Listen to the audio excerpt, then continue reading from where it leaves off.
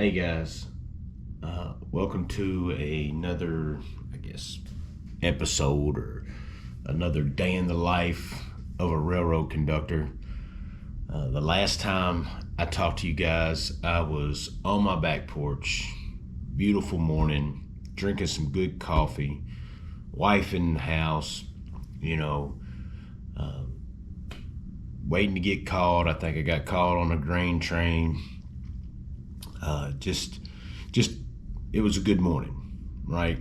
And I wanted to also showcase this side of things, like because I'm in a hotel, to kind of showcase maybe the low side of this, where some people may struggle, or the tougher moments of the job, and it's in these moments that are the toughest. Like, had a good trip down. I'm on freight pool this week, so I ended up bringing a tote down and taking a tote back, which is an intermodal train, which there's no work to do. You just swap out. It's they run them hotter than most other trains, so it's typically a shorter day, a shorter trip. So I got here early. I don't know, somewhere around 2:30, 3 o'clock people time. I didn't get much sleep the night before, so I come in, I ate, talked to Ashley for a minute, and then ended up laying down and taking a nap, and woke up somewhere around, I don't know, what time is it now? It is 10 o'clock, right about 10 o'clock. So I woke up probably around 8:30, called Ashley, talked to her for a minute, and then she was getting ready to go to bed. So now here I am, I'm awake. It's dark out, it's too late to go out and do anything, or too late for me to want to get out and do anything. It's everybody's in bed, and so you're in this room that you see like all the time. You're not at home, you're here. It's quiet. And I think this is where some guys can struggle, because, you're here.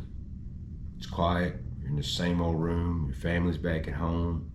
This is the place that you're usually at when you're missing birthday parties or missing family events, or can't go do something that, that you would like to do, but you can't because you're either here or you're on a train. If not that, you're at home sleeping. So I read some comments in my last video, or my last couple of videos. I just want to make sure you guys know I ain't sugarcoating nothing. I ain't never sugarcoated nothing my whole life, and I'm sure ain't trying to sugarcoat the railroad. I definitely want to show that it is tough. It has its moments that it is tough. And if you ain't got the ability to, really suck it up, so to speak, or find your why. And I'm gonna tell you right now, if your why is the money, it ain't gonna work out for you. If it was just about the money, I wouldn't do this. You're like, well, if it ain't about the money, what's it about? It's about what you're trying to build. It's what the money can do. It's the sacrifice you're making for your family to build something that you couldn't have built maybe with something else. Trying to, in my case, better your life. And, having a why makes a difference. It gives you motivation to make the sacrifices for your family. If I didn't have that why, this would suck. I don't know if it would be worth it, And I think it's where a lot of people struggle, is they got years of this right here, and it attitude's everything. And somebody in the comments was like, You talk to me when you've been there 6 years. Talk to me. Here's the thing, man. The minute that this, I'm never gonna let nothing make me bitter. You know what I mean? Like, the moment something makes me bitter, it's too tough for me, or it ain't for me, I'm out. You know. But so far, I can handle this. You know what I mean? I can handle this for my family, for what I want to do with this career. So I'm not gonna cry about this part right here that I signed up for. And you know, let's see how I want to put it. I'm not downplaying how tough this is. I'm just trying to say that you could be tougher. For some reason, every time I'm waving my hands, my GoPro wants to shut off. I don't know if there's hand gestures to this thing or what. So maybe I need to calm down with my hands a little bit, because it keeps ending the recording. But either way, my whole point is I wanted to show you this. Here I am. I'm in the hotel. I'm here. This is my bed, alone tonight. I'm out here, you know, in Nashville, 10 o'clock at night, nowhere to go. I'm probably not going to go to sleep for another, I don't know, few hours at least.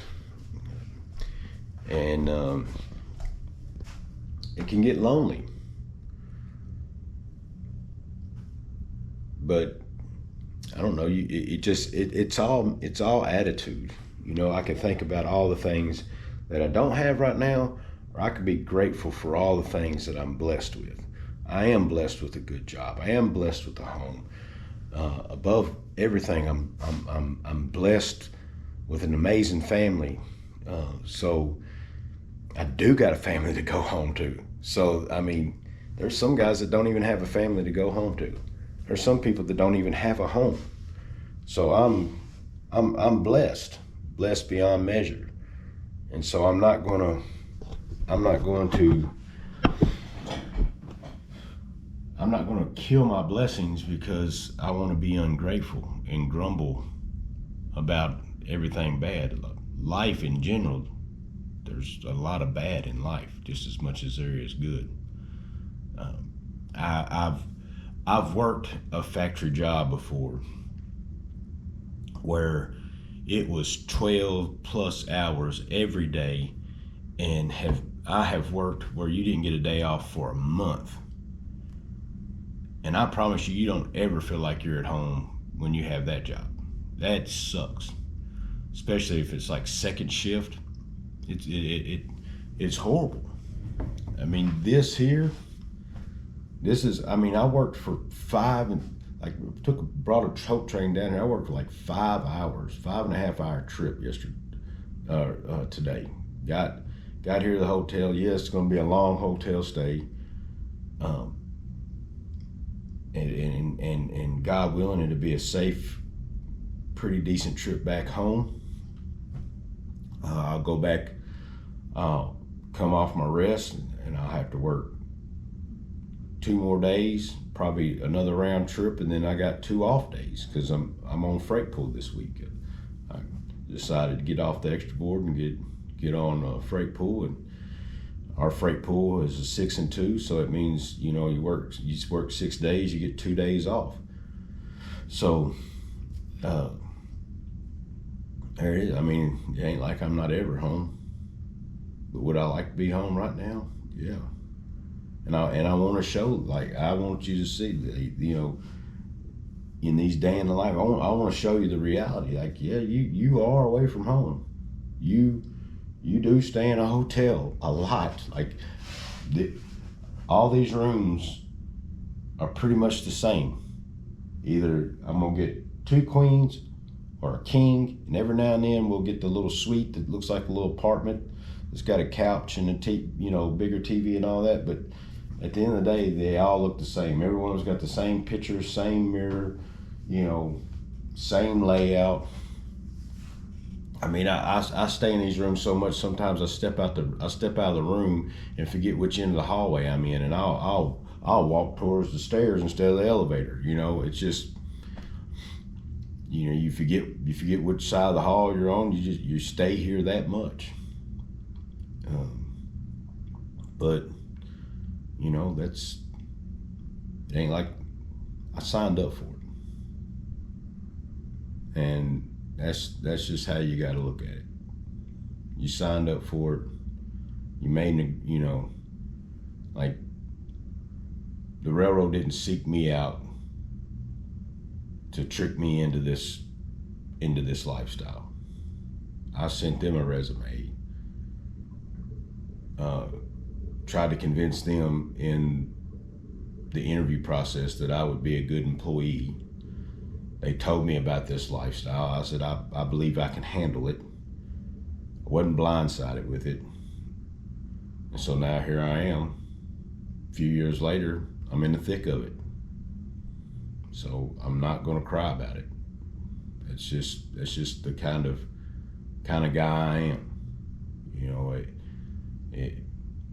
whether it's right, wrong, or indifferent, or you disagree with me on it, it's just who I am. If I signed up for something and I'm getting everything that I signed up for, I'm not gonna cry about it. I'm not gonna moan and groan. I know you can say, well, MTO's this and management that, and rule books here, and drones flying and all that. I mean, yes, all that's true.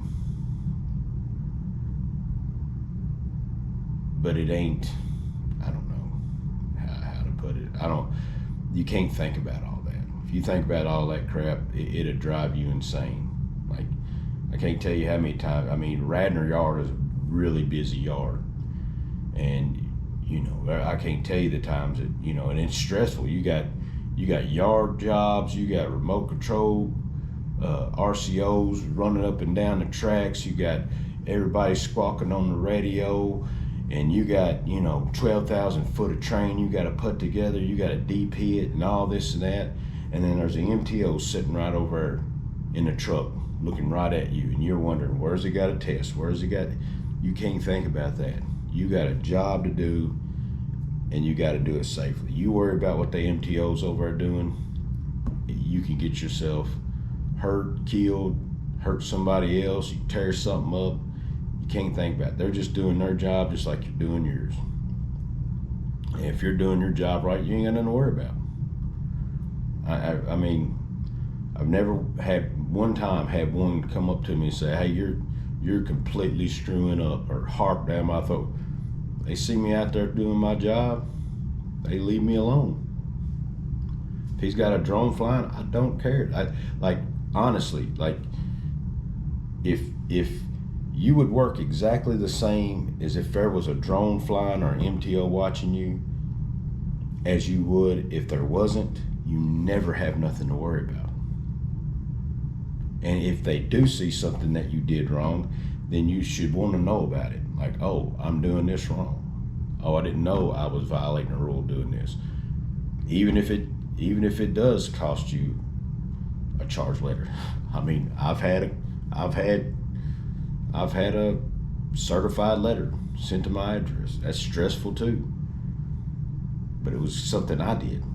Wasn't because somebody was out to get me. So and this is my perspective. Everybody don't share the same perspective I have, and that's fine. But I just want to give you the reality of the railroad lifestyle. I want to show you that it's not as nightmarish as it's portrayed to be, but at the same time, I want to show to you that I'm not sugarcoating it either. By no means. Like, you are away from your family. You do spend a lot of nights in the hotel. You do miss a lot of things.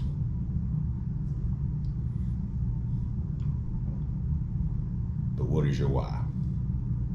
You know, And that's if you're considering the railroad, if you already work for the railroad.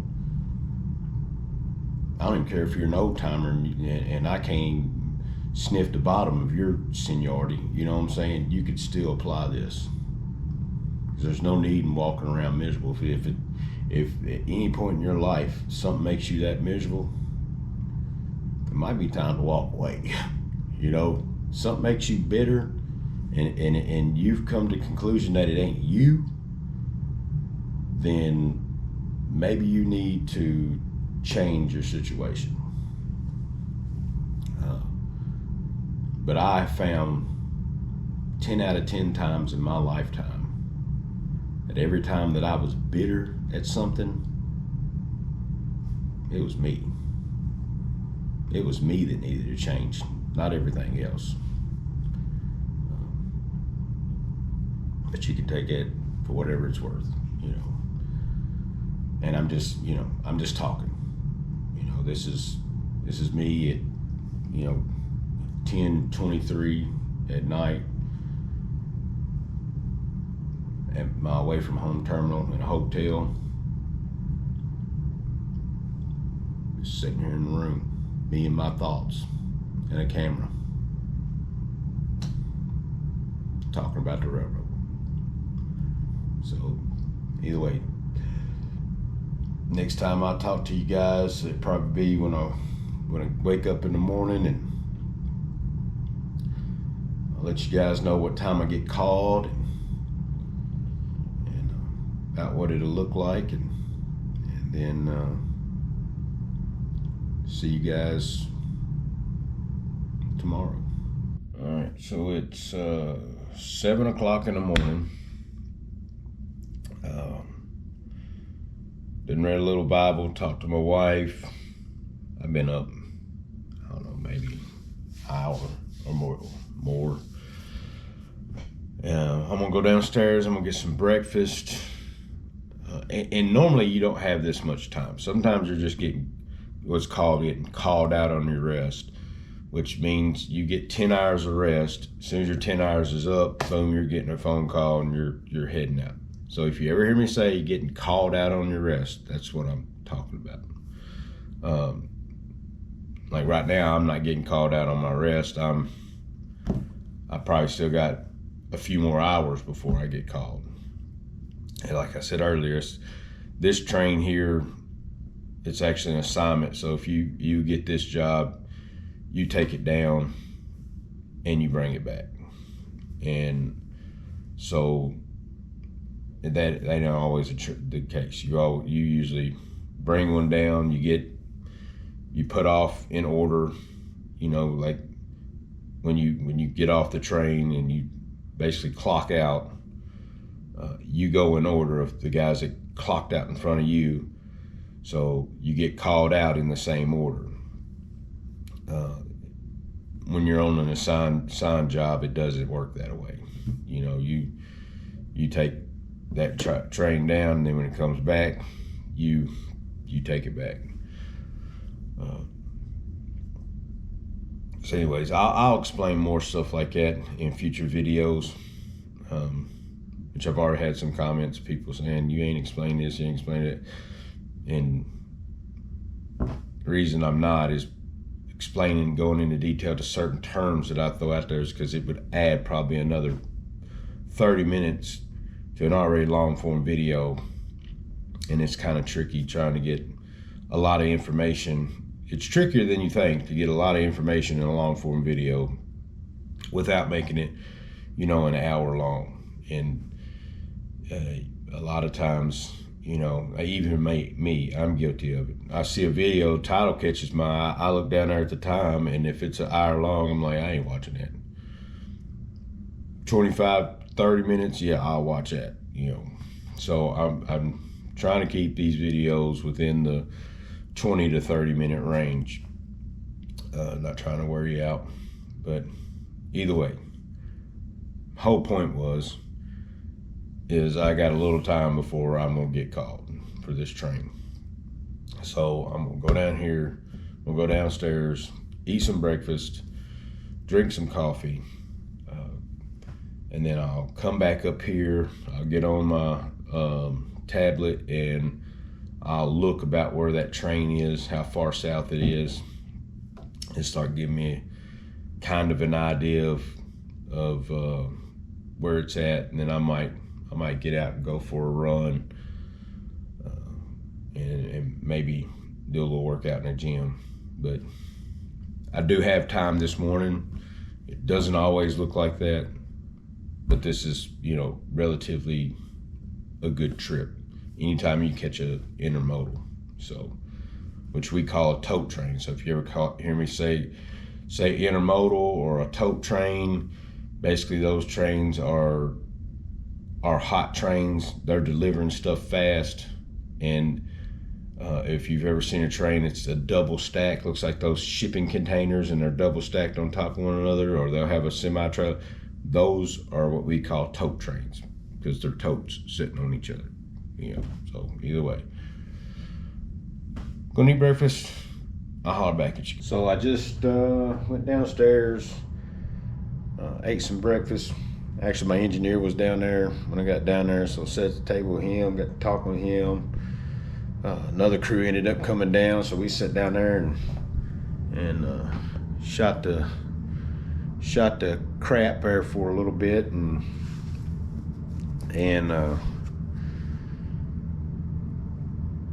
it's always a good time. I like to sit in the lobby, talk shop, and hang out with some of the guys. And so that's what I did down there. Maybe, I don't even know how long time.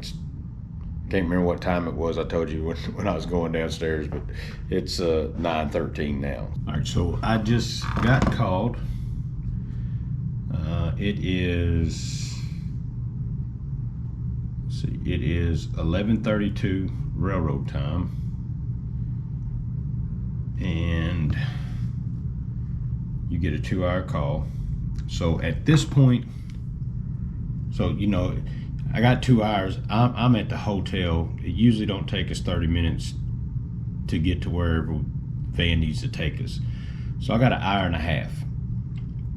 I usually, first thing I do is, like, when you end your day, you do what's called your hours of service reporting.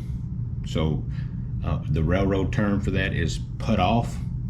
So when I get to the hotel, or when I get to at the end of my trip, we put off our hours of service. And I usually don't put my ticket off when I'm away. I usually wait till I get called in the morning, and you can't do none of these things if you're outside of the geo fence, and our hotel is inside the geo fence. So you either got to be at the yard or you got to be at the hotel. So as soon as I get called, the first thing I do is I put my ticket off, because I didn't do it. The ticket is, your train, departure time, arrival time, what your train consisted of, the engines that was on there, and how many miles I claimed for that trip. So I usually put that off first thing. As soon as I get called, I answer the call, accept the call, or accept the train, put my ticket off, and then now I'm gonna go take a shower. And then after I take a shower, I get all my stuff together. Depending on what train I have, I might have to call the dispatcher. I like to call the dispatcher about an hour before I go on duty. So if it's a train originating train that I'm getting out of Radnor, I don't call, because we're gonna go there, they're gonna tell us what to do. And by then I've done looked at my work order. I understand, have a pretty good idea what my train's gonna look like.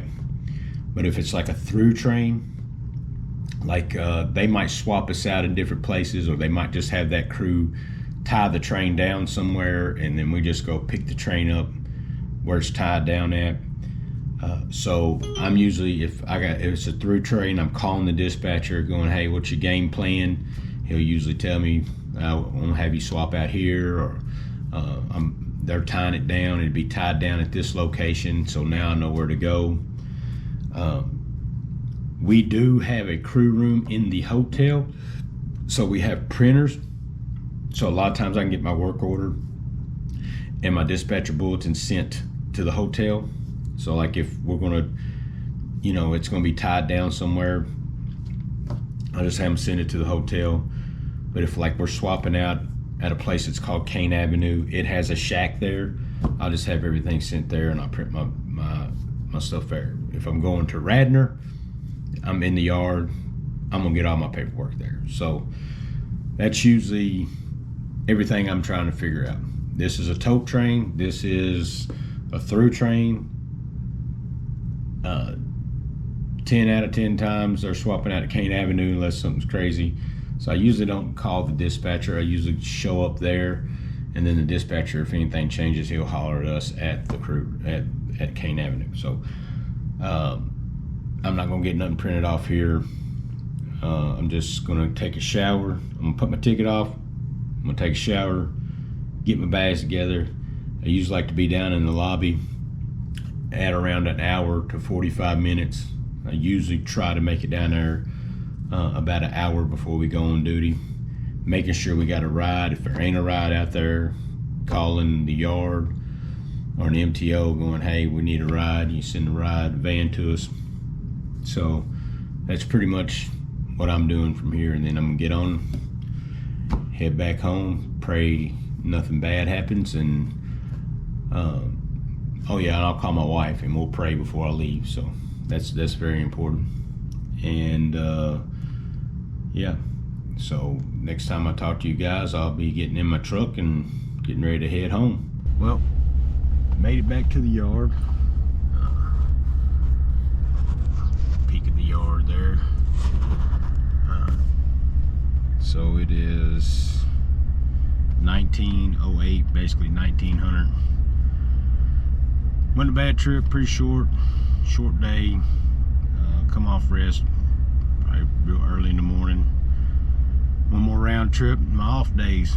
So ain't been a bad week this week. Had some pretty good trains. So I'm kind of hoping tomorrow I'll get what we call a Radnor rocket. It's a train that goes into Radnor. It's usually a long day, pays good. So kind of let you guys see what it's like for a long day when I make it to the hotel and I'm dragging. I promise you, on a big long day, you know, 12 hours plus, I'm not wanting to turn on the camera and talk, but I will, just so you guys can kind of get an idea. But anyway, I really enjoy doing these videos. You know, as long as y'all are asking questions, I'll try to answer them in video form, and really enjoy doing it. So see you guys.